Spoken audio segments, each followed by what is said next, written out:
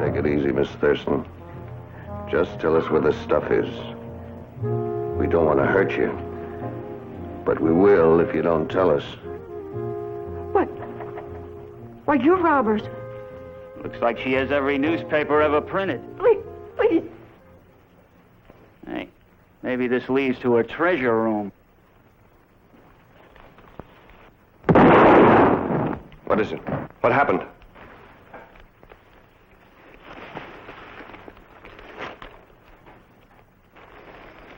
Shotgun. She has the place booby-trapped. I nearly pulled the string of the other barrel. All right, lady. Now, where's the money? Well, take it easy, Harry. We need her. Look, I'm through playing. Now talk and talk fast. My father's portrait. Behind it. Behind it. Okay, lady. You open it. No more tricks. Open it, lady.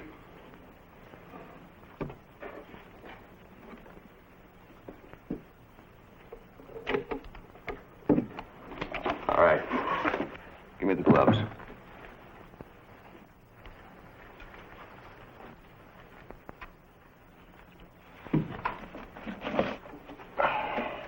Hey, what kind of money is that? They stopped printing it 30 years ago. They could spot us. This stuff's good anytime. You take care of her. I'll see what else there is.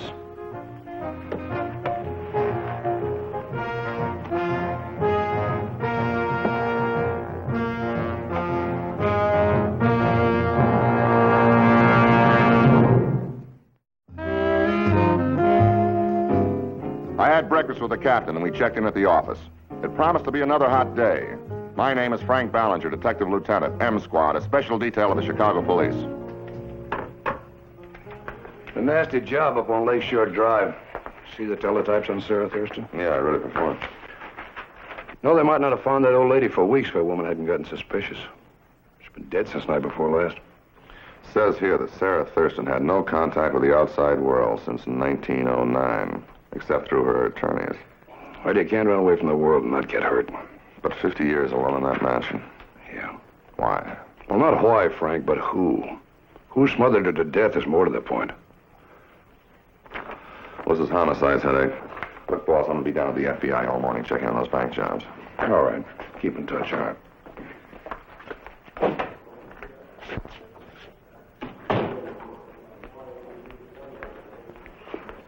Oh, hello, Lieutenant. I'm Harry Frost. Remember me? 3 years ago, I drew 10 months of Oh, yeah, I college. remember, yeah. This is my mother. Well, how do you do, Mrs. Frost? Won't you sit down, please? Thank you. I know I done right bringing Harry to you. You'll help him, won't you? Well, what has he done? I goofed again the other night. Well, somebody saw you? I don't think so. Then what are you doing here? Look, I'm playing this straight. Well, what did you do? Burglary. It was a hardware store on Halsted near Grove. You're not wanted, yet you, bring yourself in, huh? Mom wanted it this way. So did I. You want to tell me about it? Well, I was working. I was doing fine. Till a couple of weeks ago, and I lose my job. Can't find another one right away, and I start blaming the whole world. Well, I started hitting the gin mills the other night, and I ran out of dough and looking for a score, and boom, before I knew it, I'm in the hardware store. The burglar alarm went off, but I made it. Then Mom spotted the money. I stole $86.40, and I spent $9. We'll make up the rest, Mr. Ballinger. He'll get probation, won't he, for giving it up? I don't know. He came in. It's less than $100. It was the drink, Mr. Ballinger. He's been a good boy till now. We could have kept quiet, but I made him come to you. I'll mention it to the state's attorney's office. Maybe they'll let him cop a plea of petty larceny. Well, how much will I get? Well, 2 months, maybe probation, but I'll have to book you. You can't help it. Thank you again. I want him fair and square with the law. Didn't your mother turn you in the last time? Yeah. Well, Charlie, this is Harry Frost. Voluntary surrender, petty larceny. Take him downstairs, and I'll be down to fill you in on the details later. May I stay with Harry? As long as I can. Yes, certainly, Mrs. Frost. Maybe this time he's learned his lesson. I hope so. Oh, Frank, Finley and Homicide just called. He's handling a Thurston job. No. You know, it could be whoever killed that old lady belongs to that mob that's been hitting the north side. No, I don't think so. Their MO hasn't included murder yet. It was always the first time. You know their work. Why don't you go have a talk with Finley? Okay, but I gotta book a man first.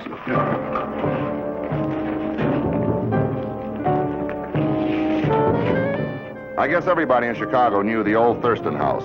It had been built in 1885 and was a landmark. But Sarah Thurston had been forgotten, except for an occasional feature story in the papers.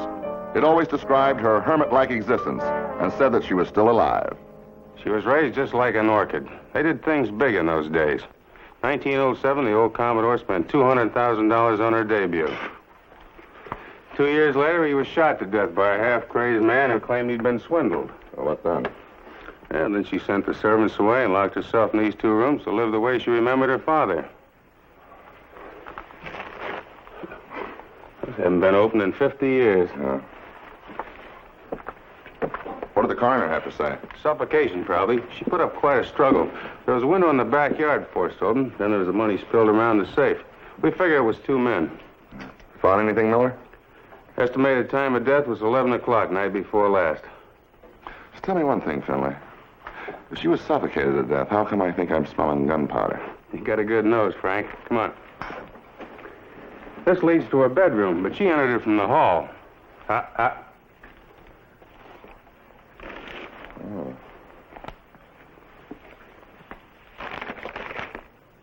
The whole place is booby-trapped. You ought to see the upstairs. Did this hit anybody? We don't know. Where's the woman that phoned you? Out in the hall. Well, why don't we have her in, huh? Sam, bring in a Cosgrove woman. She's never been in here before. Her aunt worked here. She took over after the aunt died 20 years ago. This is Lieutenant Ballinger, Mrs. Cosgrove. No, It's Miss Cosgrove. I understand that you haven't been in this room in 20 years. Is that correct? She wouldn't let my aunt in 30 years before that. Oh, and who hired you? Who paid you? The attorneys, Harper and Harper, regular every month on the 1st. Well, you hadn't been in here for 20 years. What were they paying you for? Oh, to bring her food. Milk and bread, mostly. Anything she could eat that was cold. Kerosene for the lamps. She had the gas turned off when she closed the house. There wasn't electric in those days. I came to the back door rain or shine. Well, how often was that?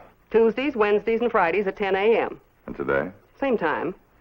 I noticed that broke window. There wasn't any reply when I knocked, so I called the cops. Did she ever talk to you about prowlers or anything like that? Talk? She never even passed the time of day with me for 20 years. Well, she must have told you what she needed. She left notes. She used to open the door and reach that claw out and grab the sack and just slam that door right in my face, like she was afraid I was going to touch her. As though anybody'd want to. Did you ever notice anybody hanging around the place, sizing him up? Oh, there was a man in the yard last Friday. He said he was the gas company. Gas company? I thought you said the gas had been turned off years ago. Well, didn't that make you suspicious? I did what I was paid for. Do you remember what this man looked like? Had you ever seen him before? Well, did you describe him to the police? Yes, I did. Okay, I'll get it from that. Do you suppose she left a will? Well, I wouldn't know. Well, I'm not very young anymore, and now I won't have a job. And I think that I'm entitled to some consideration for all I've done, don't you? Well, maybe you'll be lucky. Yeah. Old kidney plasters, remember? Yeah, they went out years ago. But I wouldn't mind having that stacked. What about jewelry? Just the empty case. This been dusted? Yeah. There's a closet full of furs upstairs. Ermine and sables. They're nothing but rags now. Yeah. Must have been some jewelry in this. I guess our attorneys would know. Well, I'm stuck here until the property division sends a crew over to take inventory. Okay, I'll check it. I'll talk to you later. I talked with a Thurston lawyer. I made several phone calls, and I talked with policemen in the district where Sarah Thurston had lived. When I got back to M Squad, I had a lot of information, but no leads to a killer. Just angles to kick around. Was the contact always by mail? No, she had contact with the attorneys every 2 or 3 months. Yeah. She'd sign papers for him and checks, and they'd give her some petty cash. But not the big bills that we found in the safe. And then, 6 weeks ago, they took $90,000 in jewelry from the bank vault and brought it to her. 90,000? What for? It's her property. She wanted it. Said she might want to go to a party. Hold it. What about the gas man they saw in the backyard? Well, that's no good. His description would fit anybody. Oh, this could be the work of that South Side mob. I don't think so. They get apartments when the occupants are away. Well, you gotta find a lead someplace. I just think this outfit was lucky. They read about the Thurston Mansion and broke in. Why don't you roust all those old-timers whose MO fit this job? All of them? Well, you can eliminate some of them. Who? The ones who are in jail. Swell. Check the pawn shops. Give a description of the jewelry, huh? All right. Yeah. For 3 days, Finley and I made the pawn shops, running down leads and warning the brokers to study the Thurston list and to watch for the items on it. In between, we checked the grapevine. Known criminals not currently wanted on any charge. The leads were dead ends. I stopped at M Squad to check on the search. No results. There was a message from Finley. He hadn't done any better. Did you get anything? No. How about some lunch? Well, I just had a cup of coffee. Hey, Frank. Saunders in burglary called you. Yeah? About that guy that turned himself in the other day? Well, Harry Frost, huh? He said to tell you he thought it was all right. They arraigned him this morning. State's attorney reduced the charge to petty larceny. Well, that's good. Saves trouble all around. This guy must really have been drunk. All right. He thought he broke in a rear door. It was a window. No, it was a door. No, it was a window. He even thought he stole $20 more than was missing. Well, he's out on bail for the time being. Bail? Yeah. How much? $500. Where'd he get the money? He said he was broken out of a job. Well, I suppose a bail bondsman posted it. Well, that'd cost him $50. Look, Frank, it's Saunders' squeal. You got nothing to worry about. Do you still have Friday's newspapers around? Yeah, I think so. Let's take a look at something. All right.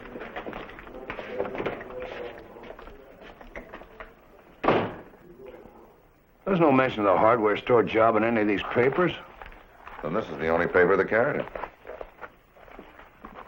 Yeah, but these facts are all wrong. Entry was made through a window.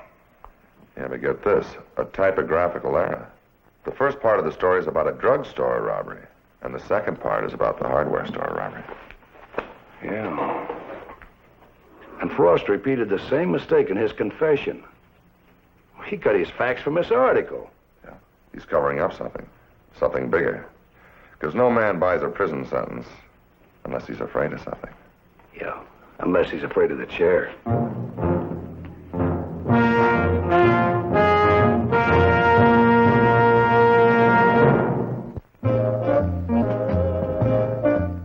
When I arrested him 3 years before, Harry Frost's address had been an old law tenement in the Blue Island district.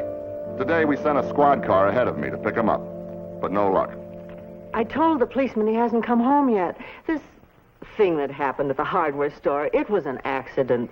The drink, not like the first time. Oh, he's changed a lot since then, Mr. Ballinger. I'm his mother, I know. He's really a good boy. Then where is he now? He went to look for a job.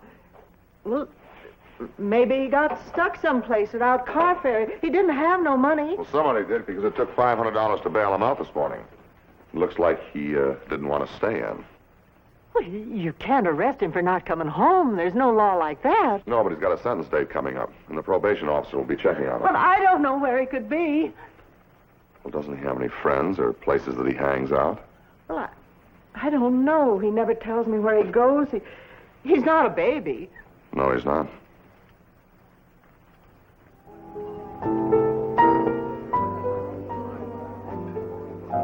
Woe begone am I, no tears are left to cry. It's time to say goodbye to this confusion. My heart has paid its dues, that's why a lady sings the blues. Da-da-dee-ya, boo-da-da-da-dee-ya. True love is all a hoax for simple-minded folks. Those love and marriage jokes, they're just an illusion. It's nothing I can use. This fella's check's okay. But always ask me.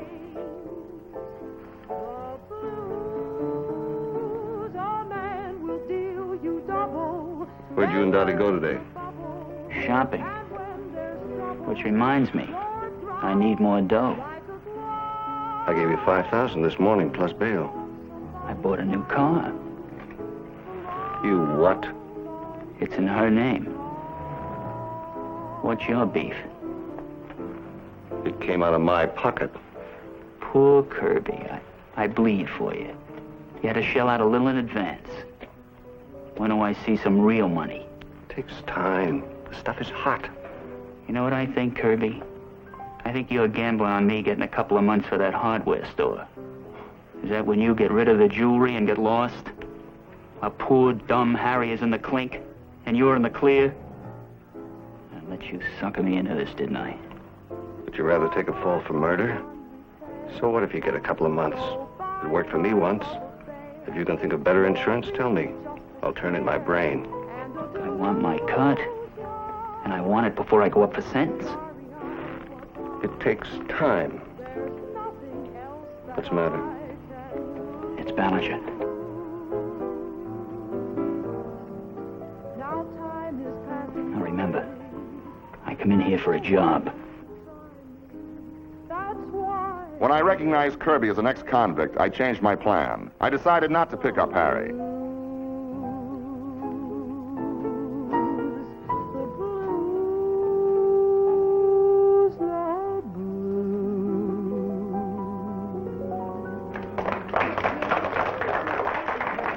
I'll take anything. I'll even work in the kitchen. I got nothing now. Leave your name.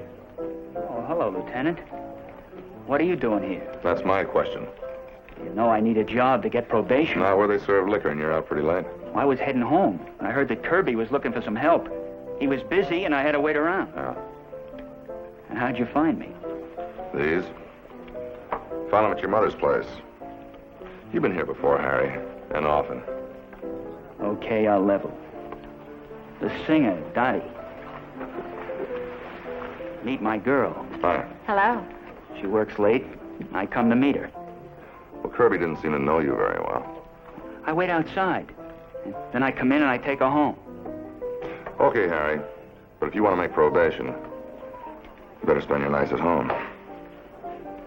Who was that? A nosy, dumb cop. Look, now, you said you weren't in any more trouble. We're going to get married and go to New York. You said I had a chance there. Now it's cops again. Look, I'm in no real trouble. Then why'd you put that car in my name, and where'd you get all the money for it? I got some easy deals. I don't ask so many questions. Don't brush me off. You know the way I feel about you. So you better keep your promises and stay out of trouble. I won't have you stealing and saying you're doing it for me. You keep your voice down. Now, will you change? And I'll take you home. Come on.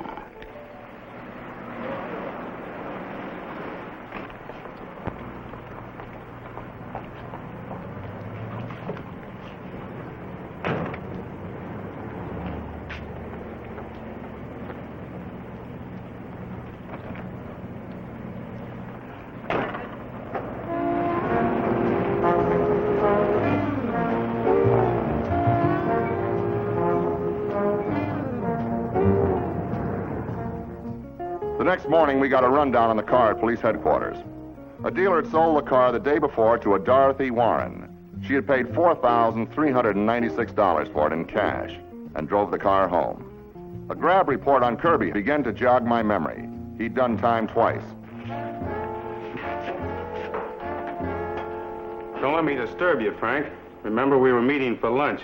I waited a whole hour. Oh, I'm sorry, Finney. Sit down. Something came up. Huh? You know, the other day a guy came in and gave himself up. He knocked over a hardware store. Hardware store? We've got him murdered. You remember I told you about it? Look. Oh, yeah, Harry Frost. You tell him about the girl? Oh, so anyway, he pleads poverty. Then he posts his own bail. And his girlfriend goes out and buys herself a brand new car for cash. Almost $5,000. I still don't figure how he ties into Sarah Thurston. Well, the hardware store job was pulled at 11 o'clock the night Sarah Thurston died. On the other side of town. So he couldn't be in two places at once, right? I'll take a look at this. Who's Gil Kirby? He owns a nightclub down in Cicero. Look at the bottom. Arrested twice. Once 8 years ago for possessing stolen articles. The second time, 3 years ago. The exact same time that Frost was in the county jail. Armed robbery. Held up a cab driver. So he walks into the police station the next morning and gives himself up, just like Frost. Now Kirby owns a nightclub. And that makes me want to ask some questions. What? Like if we have anything on the books that's unsolved at the same time Kirby held up that taxi cab. Well, that's what I came in to tell you, Frank. Central Bureau phoned. The cab driver stick-up was on the same day we had a big payroll robbery. Same day, same time. They got $20,000. But you didn't figure him in on the heist because he was already in jail. That's right. Sure, smart boy, huh? He gives himself up on a phony taxi cab stick-up, so we can't figure him on the big job. That's the way it looks, Frank. Yeah, the two of them knew each other in prison. Frost got the surrender idea from Kirby. Let's find out why.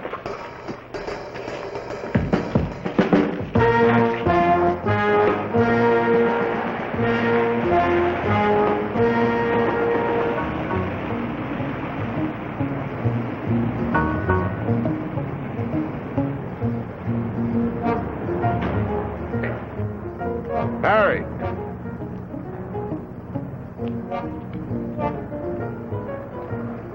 Oh, hello, Lieutenant.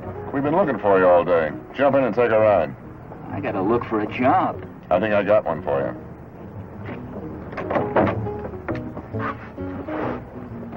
That is if you don't mind a stop on the way. Why should I?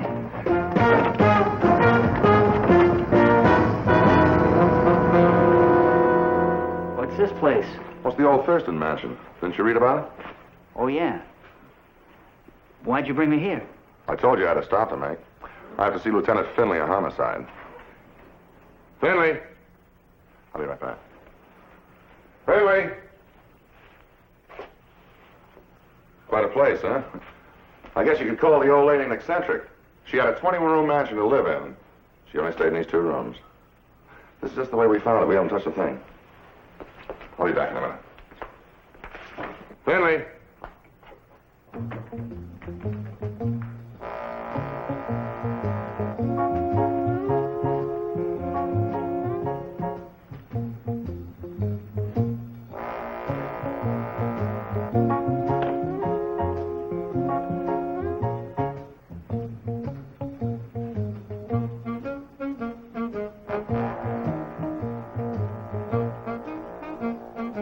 Harry, come over here.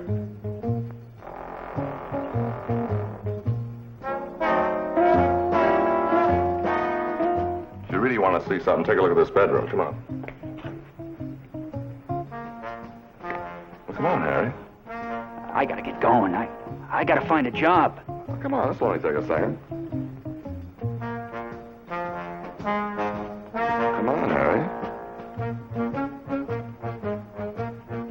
What's the matter, Harry? Come on, let's go. Not so fast. He tried to kill me. He knows that room is booby-trapped. So do you, and it wasn't even in the newspapers. Where's the woman? Outside. Get her in here. Miss Cosgrove.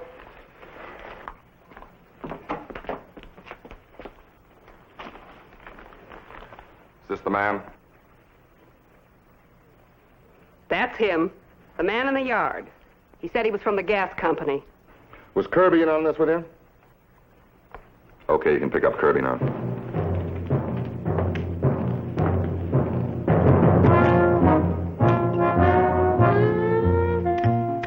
A jury sent Harry and Kirby to the death house. But Harry's mother still can't believe in her son's guilt. To her, he is still the little boy she cared for, a good boy. Such women, mothers, sweethearts, and wives, are just as much the victims of a crime as the dead or injured parties.